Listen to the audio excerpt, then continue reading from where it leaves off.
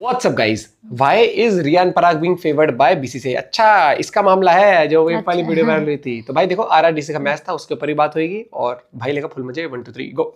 भाई बाकी सारी चीजें साइड में करो, ये बताओ पहले कि रियान पराग भाई कौन सा वेब पी रहे थे? हेलो, क्या बोला तूने? अरे मैंने नहीं बोला भाई, सोशल मीडिया पर लोग पूछ रहे हैं क्योंकि रियान पराग का वेब पीना इस आईपीएल की सबसे बड़ी कंट्रोवर्सी बन चुकी है। एक ऐसी चीज जो इंडिया में बैन है, आखिर रियान पराग ड्रेसिंग रूम में बैठकर इतने सारे कैमरा के सामने खुलेआम कैसे पी रहे थे?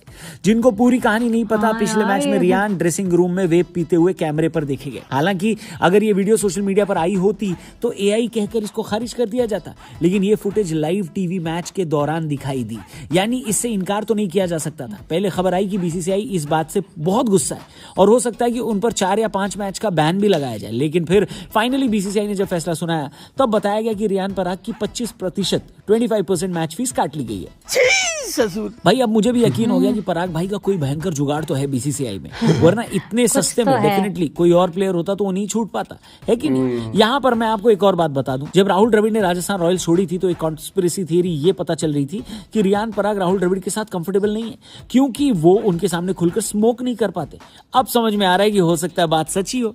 वेप पीना या कोई भी तंबाकू प्रोडक्ट इस्तेमाल करना स्वास्थ्य के लिए हानिकारक होता है दोस्तों, ये बात तो हमें पता है, लेकिन पराग भाई के लिए कम से कम पहली इनिंग में तो ये काफी फायदेमंद साबित हुआ क्योंकि कल के मैच में जो दिल्ली के साथ इनका मैच था इसमें इन्होंने टॉस जीता और पहले बैटिंग ली। सबकी निगाहें Mitchell Starc versus Vaibhav Suryavanshi पर आकर टिकी। इस टूर्नामेंट में स्टार्क के भाई बंधु जो हैं यानी जॉश हेजलवुड और पैट कमिंस, उनको वैभव सूर्यवंशी पहली बॉल पर बाउंड्री लगा चुके थे। इन दोनों ने स्टार्क को फोन करके बताया जरूर होगा कि भाई ये 15 साल का लड़का है, उससे होशियार रहना। स्टार्क शायद वही तैयारी करके आए होंगे क्योंकि पहली बॉल पर छक्का उनको वैभव सूर्यवंशी ने नहीं, जायसवाल ने लगाया। हालांकि इसका बदला स्टार्क ने 2 गेंद बाद ही उनको आउट करके ले लिया। अगले ओवर में वैभव सूर्यवंशी को भी जेमिसन के खिलाफ पहली बार स्ट्राइक मिली और उन्होंने उनको भी पहली बॉल पर चौका लगा दिया, लेकिन अगली बॉल पर यॉर्कर डालकर उनको आउट कर दिया गया। और उसके बाद आप जेमिसन का सेलिब्रेशन देखना, उनके सेलिब्रेशन से आपको पता लगेगा कि वैभव सूर्यवंशी का विकेट इस वक्त कितनी बड़ी चीज है। जब राजस्थान के दोनों ओपनर्स जल्दी आउट हो गए तो राजस्थान पर असली प्रेशर आया क्योंकि अभी तक तो उनका आधा काम जायसवाल और सूर्यवंशी करके चले जाते थे, लेकिन अब की बार दोनों जल्दी आउट हो गए थे। पराग और ध्रुव दोनों आउट ऑफ फॉर्म थे, लेकिन उन्होंने फॉर्म में वापस आने के लिए बिल्कुल सही दिन चुना। खासकर रियान पराग भाई ने तो ऐसा खेल दिखाया कि सोशल मीडिया पर लोग पूछने लगे कि भाई वो कौन सा वेब, कौन सा फ्लेवर पी रहे थे आप? रियान पराग भाई ने फाइनली ऐसा खेल दिखाया कि अनन्या पांडे ने अगर मैच देखा होगा तो इंप्रेस हो गई होंगी। तू समझा नहीं। हालांकि रियान पराग अपनी वेल डिजर्व्ड सेंचुरी नहीं बना पाए, 90 बनाकर उन्होंने आईपीएल इतिहास का अपना सेकंड हाईएस्ट स्कोर बनाया और राजस्थान के लिए एक बढ़िया बेस तैयार कर दिया जिस पर फरेरा भाई ने शानदार फिनिश किया। ये लगातार तीसरा मैच था जब फरेरा ने राजस्थान के लिए बढ़िया फिनिश किया, लेकिन ये वाला दिल्ली को खासकर थोड़ा चुभा होगा क्योंकि पिछले साल तक फरेरा दिल्ली के लिए ही खेलते थे। उन्होंने ही दिल्ली से राजस्थान ट्रेड किया था और फरेरा ने 14 बॉल में 47 बनाकर दिल्ली के खिलाफ ही राजस्थान को बढ़िया फिनिश दी। राजस्थान का टारगेट 225 तक पहुंचा दिया। अब एक टारगेट मैं भी आपको देता हूं, डिस्क्रिप्शन में लिंक दिया है, जाकर हमारा लेटेस्ट पॉडकास्ट जरूर देखना। अगर वाइल्ड लाइफ के शौक, जंगल सफारी करने का आपका बहुत ज्यादा मन होता है और जंगल की कड़क स्टोरी सुनने में आपको मजा आता है तो डिस्क्रिप्शन में जो लिंक दिया है उस पर क्लिक करके हमारे लेटेस्ट पॉडकास्ट को जरूर सुनना, जहां पर अमेजिंग वाइल्ड लाइफ स्टोरीज आपको जानने को मिलेंगी और नए नए इंसाइट्स भी मिलेंगे। टीआरपी हमारे चैनल का नाम है, द रौनक पॉडकास्ट जरूर देखना। फिलहाल वीडियो में आगे बढ़ते हैं। तो भाई जितनी जल्दी राजस्थान के ओपनर गिर गए थे उस हिसाब से 225 का टोटल तो उनके लिए बेहतरीन था। ऊपर से राजस्थान के पास एक साइकोलॉजिकल एडवांटेज था कि इतना बड़ा टारगेट आज तक दिल्ली ने आईपीएल के इतिहास में कभी चेज नहीं किया था। दिल्ली का आज तक का सबसे बड़ा टारगेट चेज 210 हुआ करता था, लेकिन 2025 के बाद से जो आईपीएल बदली है उसके बाद से आए दिन नए रिकॉर्ड बन रहे हैं। और हालांकि दिल्ली आज तक इतने बड़े शिखर पर पहुंची नहीं थी, लेकिन उनको पता था कि यहां पहुंचना कोई मुश्किल भी नहीं है अगर अच्छी शुरुआत मिल गई तो।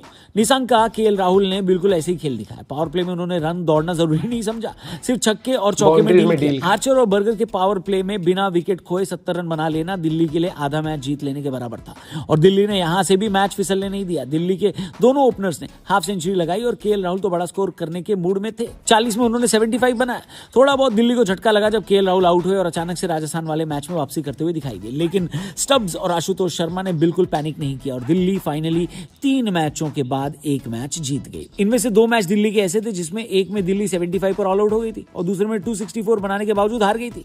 ऐसे में ये जीत दिल्ली को सिर्फ 2 पॉइंट्स काफी कॉन्फिडेंस देकर भी गई होगी। आपको क्या लगता है, दिल्ली अभी भी प्लेऑफ में पहुंच सकती है? राजस्थान से कहां गलती हो गई? कमेंट करके जरूर बताना, चैनल को सब्सक्राइब करना क्योंकि देखो पहुंच तो कहीं से भी कोई भी सकता है। और अगर आज बात करूं, आज सीएसके का मैच है और एमआई का मैच है, ठीक है, ये काफी इंटरेस्टिंग होगा मैच जो होगा। लेकिन राजस्थान की मुझे ये चीज समझ नहीं हो, अगर वो इंडिया में बैन है तो कैसे पहुंचा वहां पर? भाई सही है भैया, चल रहा है जो चल रहा है क्यों इनका। बाहर आते जाते नहीं है क्या ये लोग? लेकिन ग्राउंड पे भाई अलाउड नहीं होना चाहिए ना ये चीज, तो चाहिए क्या, है ही नहीं पब्लिक allowed प्लेस है तो। वो तो।